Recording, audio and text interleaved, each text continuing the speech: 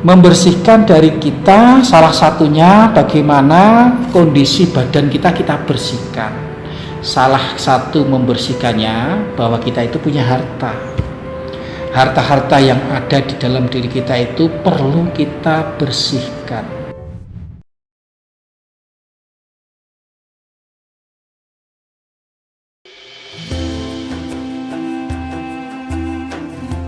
Assalamualaikum warahmatullahi wabarakatuh. Alhamdulillahirrabbilalamin. Asyhadu an la ilaha illallah wahdahu la syarikalah wa asyhadu anna Muhammadan abduhu wa rasuluh. Allahumma shalli ala Muhammad wa ali Muhammad. Rabbi shrah li sadri wa yassir li amri wa hlul 'uqdatam min lisani yafqahu qawli. Qala Allah ta'ala fil Qur'anil Karim, a'udzu billahi minasyaitonir rajim. Ya ayyuhalladzina amanu qu anfusakum wa ahlikum nar.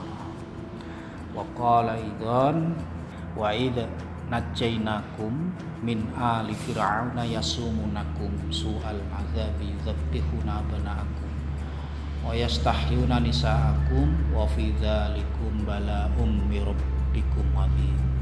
Wa idz faraqna bikumul bahra fanjainakum wa aqraqna ala fir'auna wa antum tanzurun.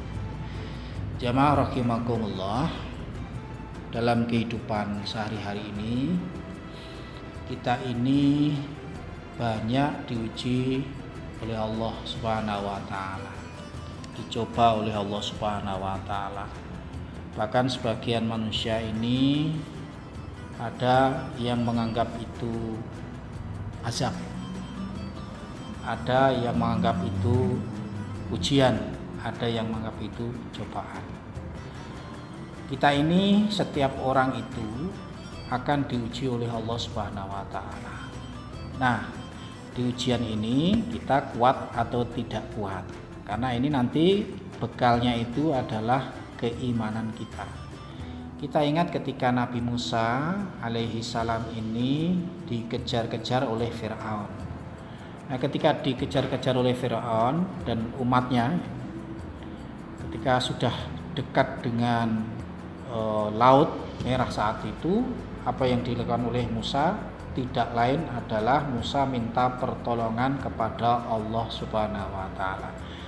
Tapi umatnya saat itu ada yang yakin dengan pertolongan Allah, ada yang tidak yakin. Tidak mungkin di depan itu ada laut, tidak mungkin kita bisa menyeberang, pasti kita terkejar oleh Fir'aun, pasti kita mati. Nah, ini berkecamuk, sehingga ada dua yang saat itu menjadi masalah di kehidupan Musa saat itu. Satu orang yang benar-benar beriman kepada Allah, satu orang yang akan kembali menjadi kufur. Maka Allah saat itu penentu yang pertama, sehingga Allah merintahkan kepada Nabi Musa untuk mengangkat tongkatnya. Dan ketika mengangkat tongkatnya pun belum ada perintah Allah. Untuk apa diangkat tongkatnya tersebut? Baru setelah itu Allah merintahkan supaya tongkatnya itu dipukulkan ke laut. Setelah dipukulkan di laut, Allah itu membelah laut tersebut menjadi dua, yang bisa menjadi jalan kehidupan saat itu. Nah, orang-orang yang saat itu ragu-ragu kembali lagi beriman kepada Allah, terus menjadi imannya kuat. Nah, di kemudian hari ternyata imannya diuji oleh Allah Subhanahu wa taala. Ketika Nabi Musa itu disuruh oleh Allah pergi 40 hari untuk berdakwah ilallah, saat itu ada umatnya Nabi Musa juga tergoda oleh Samiri ya. Samiri ini orangnya dalam cerita dikatakan pinter, licik atau cerdas. Nah, dia itu bisa menyerupakan sapi itu seperti sapi-sapinya yang orang yang dulu yang pinter-pinter, yang bisa berbicara dengan manusia, yang bisa menerima doa-doanya orang saat itu. Nah, banyak karena Samiri ini orangnya cerdas, maka banyak yang tergoda.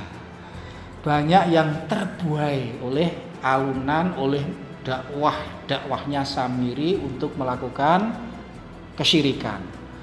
Nah, saat itulah banyak yang diuji oleh kita, termasuk sekarang.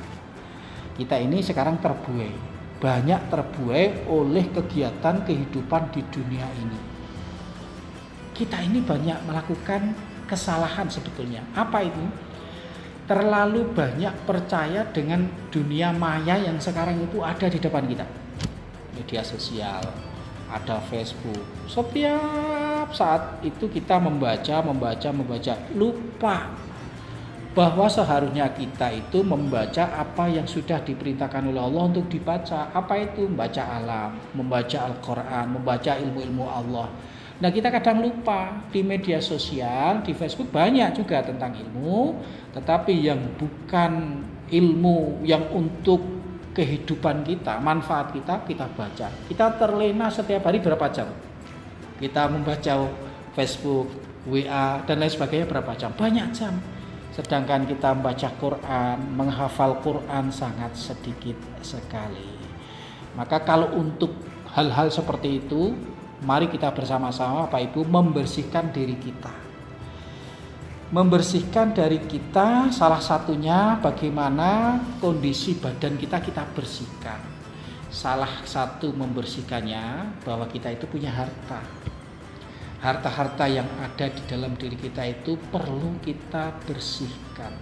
Dalam surat At-Taubah kan jelas ayat 60. Sesungguhnya orang-orang yang memberikan harta itu disebut dengan zakat, itu diberikan kepada orang-orang yang fakir, orang miskin, amil, mu'alaf, kemudian orang yang dibujuk, memperdekakan budak, orang yang terlilit utang, dan itu semua ketetapan Allah Subhanahu wa ta'ala.